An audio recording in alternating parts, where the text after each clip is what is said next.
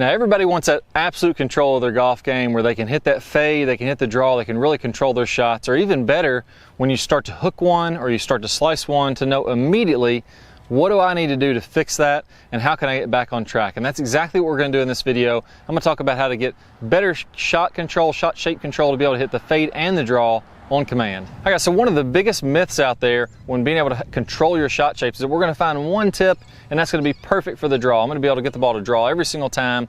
I'll never have to worry about anything else and it's never going to leave me. Same thing with the fade. I'm going to find that one tip that just gets that perfect fade and I can hammer it out there. Well, unfortunately, because feels change so much from day to day, that's not ever really going to work. What really works, if you really want to get control of your game, we have to work on face and path, or the direction that the face and path is moving through contact, which we'll go over here in a second, and work on that for an extended period of time, really be able to control those factors. And I'm going to show you today how we can do that, get you started on this, and then stick with that process for a period of time. If you can do these for a month, oh man, at the end of the month, you're going to have so much more control than you'd ever believe. Just a few minutes every single day, practice swings in your living room like we'll go over here later in the video, will be absolutely perfect. So first, let's say, before we get started in this, we have to really understand what is controlling the curvature of the ball. Now, wherever the ball starts is going to be the direction that the face is pointing just right at contact. So the only thing that determines where your ball goes is right when you make contact. And the point that determines, or the part that determines where the ball starts, is where that face is pointing.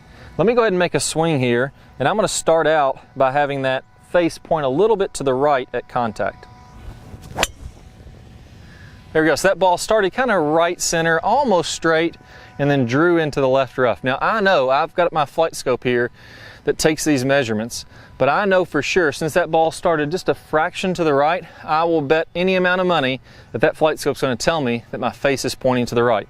Let's go ahead and see what this says.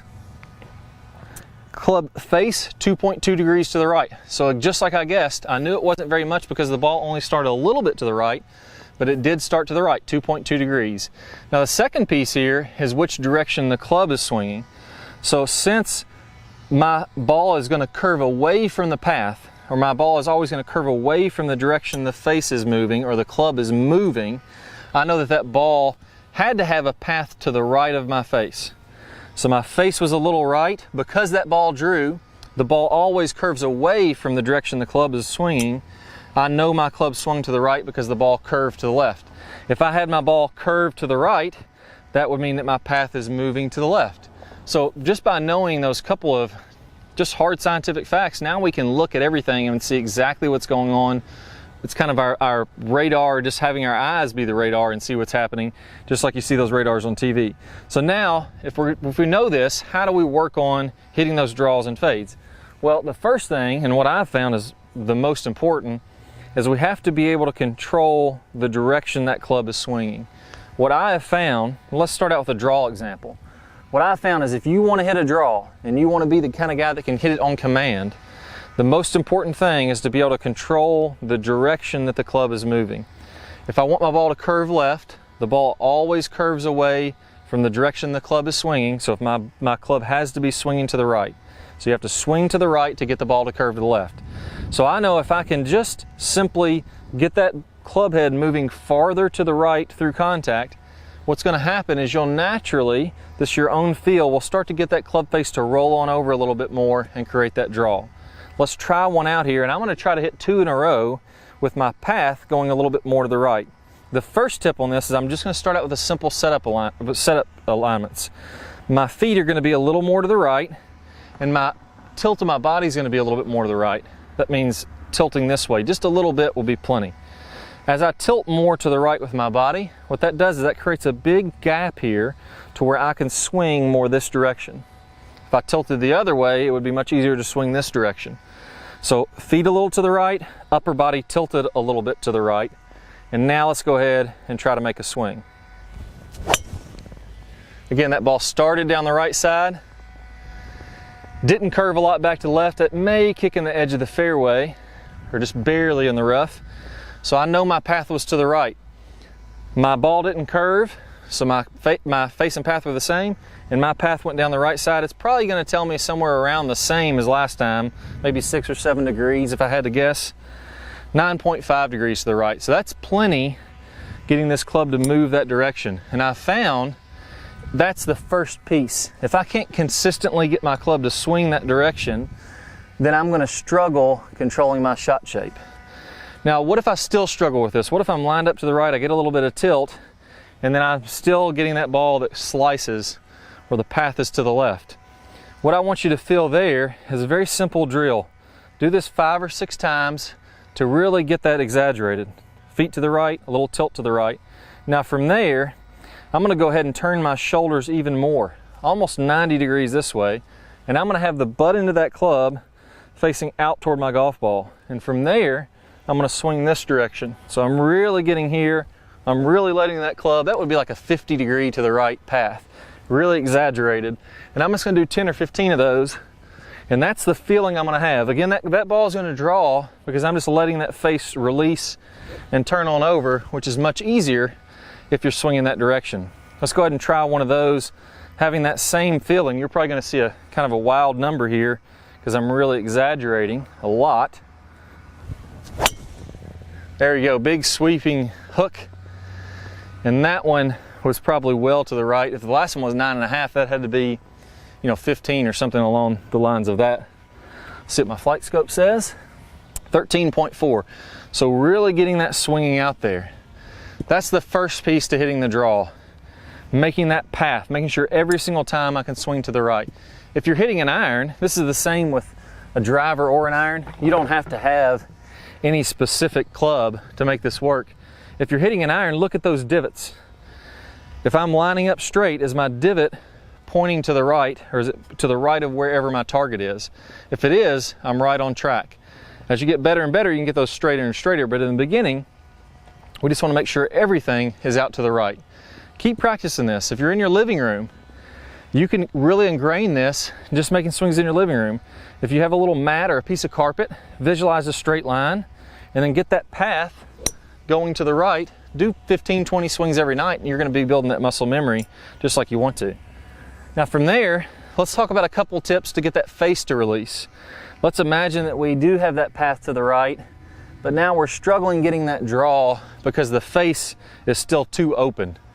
So the face needs to be closed to the direction I'm swinging to get that ball to turn on over. So it needs to be releasing this way. Now, a big key to this is what's happening with the right elbow pit. If you tend to slice, if you watch my right elbow and my right shoulder, this is going to be more of your move. Look at my elbow is turned more in. The back of my elbow would now be shooting this way. Whereas if I turn it more this way, look how that turns my hand more to the right on the club. My elbow pit comes up and my right elbow comes more toward my right hip. What that does is that puts my body and my arms and hands in a position to where now it's much more easy to get this club to turn on over. So the face can rotate closed much more easily from that position. If I'm in this position, right shoulder high, elbow in, hand turned more to the left, now that club wants to do that. It wants to come back to neutral. So if you're struggling getting that ball to turn, get that elbow in. Your hand is going to do this. This is actually a cool pro tip here. It took me a long time to learn this, so make sure that you realize exactly what I'm saying here. My elbow can stay in, and my hand does this to square up the face.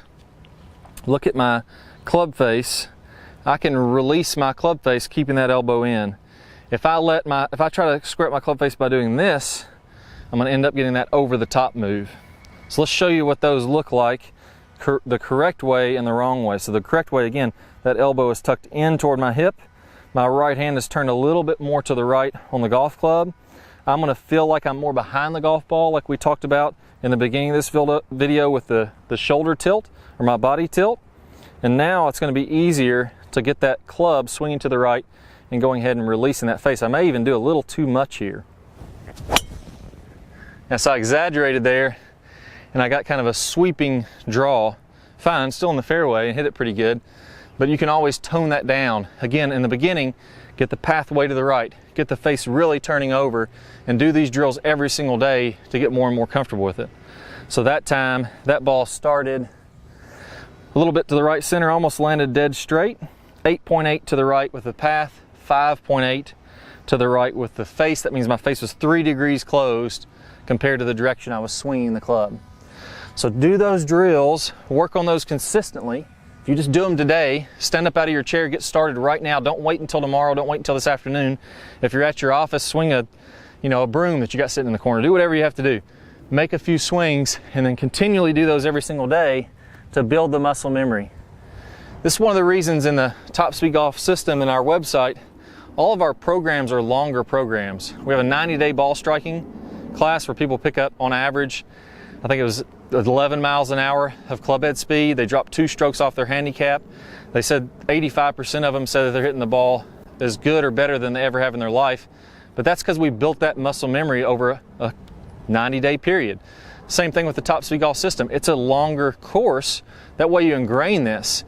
It's great to go out and practice today and hit it a little bit better, but if I come back a week and I'm hitting it bad again, I'm not really getting anywhere. It's like I'm going up and down like a roller coaster. We want that steady climb up and up and up, and that only happens if we consistently go over these fundamentals. Now let's take it the other way. We got the draw going. Let's get the exact opposite if we want to get the fade going.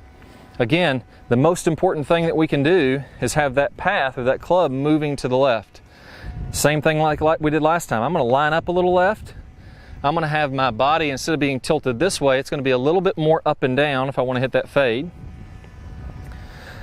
And then now I'm going to swing to the left and see if I can get that ball to fade back. There we go. That ball started left, started to fade back a little bit. I exaggerated, but again, we don't have to have a $12,000 machine or a $20,000 machine to judge the face and the path. I know that path was left because that ball curved back to the right. So I know my path was to the left. If I look at my flight scope, 9.7 to the left. So I would have bet $1 million that it was going to say something to the left, because the ball doesn't lie. If you look at that ball flight, you learn how to read it, you can know the direction you're swinging and what the face angle is doing. All right, so just like we did on the draw, let's take it up to another notch. If we're still struggling getting that path to the left, now we're going to feel like maybe that right elbow is a little bit more on top, that right shoulder is more on top, and I'm going to exaggerate, swinging even more that direction. Now here, most people don't struggle doing this. The reason that most people don't struggle with a fade is because if I simply just try to pull this club toward the target, look what happens to the club face. It opens up, and I'm going to have that face open as I'm coming on through.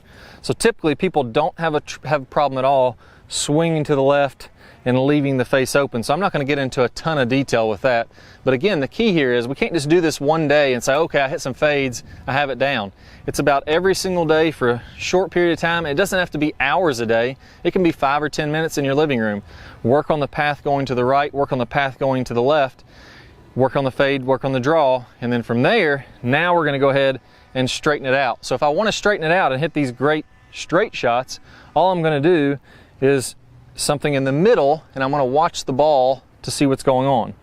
So I'm going to watch, because we talked about path so much here and how important that is, I'm going to watch the way the ball curves and adjust my path first. So I'm going to try to hit this absolutely dead straight, and we'll see what happens.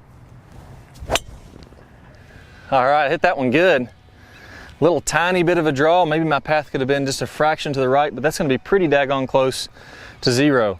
If that ball would have curved left, I would have adjusted my path. If that ball would have curved right, I would have adjusted my path the other direction. So I have to always be adjusting that and playing with it when I'm playing. I'm going to do that over a period of a month. Let's see what my flight scope said. Anything under 3 is a really good straight path. That was 2.7, so definitely a good shot. Barely any curvature at all in there.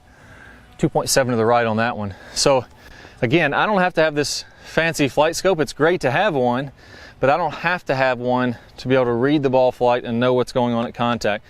Really commit here. If you want to get really good this year, if you want this to be your year, that you're going to solidify your game, you're going to have it stick to where 6 months from now, a year from now, 2 years from now, you have control of the face and the path. Commit to doing this for 30 days in a row. Work on it, even if it's for 5 or 10 minutes, adjusting the path, adjusting the face, feeling like the face is closing and opening, and you're going to be so much farther and so much better when you do so. Now here's what you do next. We talked about how to adjust the face and path, but we have to pair that up with a great straight line release. I have a preview of one of the best straight line release videos, is about to play in a second. get comfortable letting that ball get in the way, and I'm just releasing the club out in front of the ball. Once I'm comfortable with that, I can simply just turn that to the right or turn that to the left, and now I can hit my fades and draws on command. But we got to learn that straight line release first. It's like a 1-2 punch. Those two things go together. So watch that preview. Go ahead and click your card on the screen. Click the link down below in the description. You'll get instant access to that video. Let's go ahead and get started. A common misconception I see is that we want to create lag and we just want to hold that lag all the way on through contact and get as much lag as we can coming through contact, and that's simply not true. In the release section, we're going to talk about how to turn that lag into energy, how to turn that into speed so that you can hit it very far and do it, like we mentioned, without hardly any effort at all. And as we're coming through contact, we're going to fully release this angle as we're about 45 past contact. So if I draw, a 45-degree angle, I should be looking at both arms, nice and straight, the club splitting those arms, so that by releasing the club, by getting this angle to release as we're coming through contact, that's what's going to create the speed. Our hands are moving a very short distance, our club is moving a very long distance through contact, and it creates that whip-like effect. Very different swings, hitting the exact same position. So first, let's take a look at Dustin Johnson releasing the club 45 past. And the reason we're going to see such different swings producing similar positions is that this is the real physics of how this has to happen. Here we're looking at Sergio Garcia. Again, we're going to see tons of